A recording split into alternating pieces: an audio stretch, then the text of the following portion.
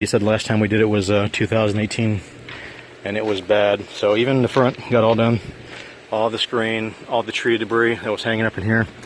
There's a little bit of staining going on here, but we're going to leave some chemical on here to get the stain out. As you can see, there's no dirt in the pool, and then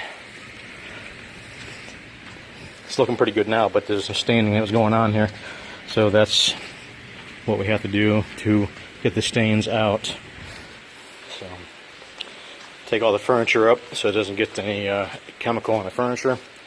As you can see here, it's looking pretty good over here, even though it was pure black when we walked in because of these palms here are messing everything up.